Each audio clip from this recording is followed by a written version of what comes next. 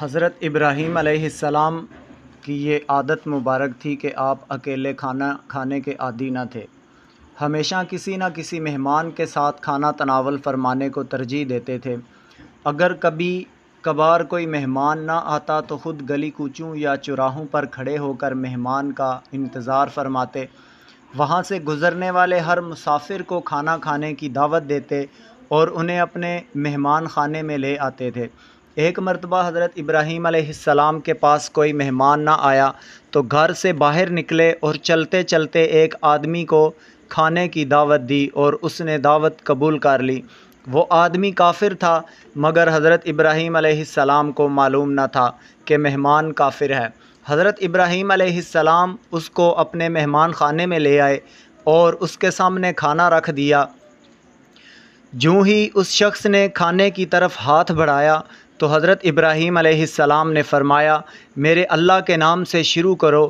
وہ آدمی جو کہ کافر تھا، اس نے کہا کہ میں تو کسی رب کو نہیں مانتا۔ حضرت ابراہیم علیہ السلام نے بڑا اصرار کیا کہ وہ رب کے نام سے شروع کرے، لیکن وہ کافر شخص اپنی بات پر قائم رہا۔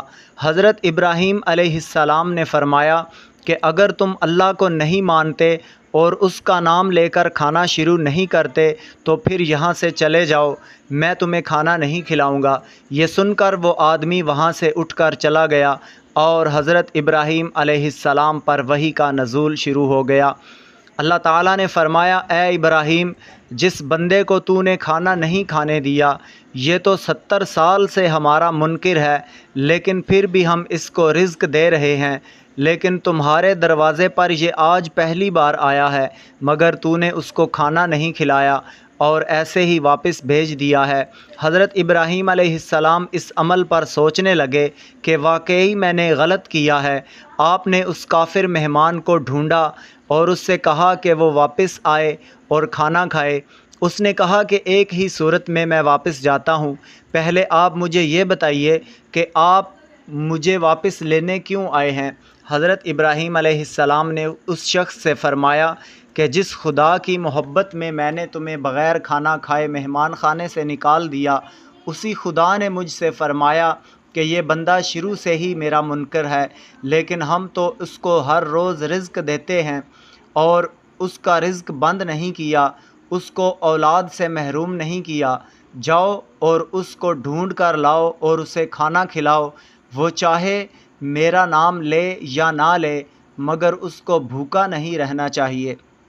اگر میرے نبی کے دروازے سے کوئی خالی چلا گیا تو یہ ہماری شان کے خلاف ہے۔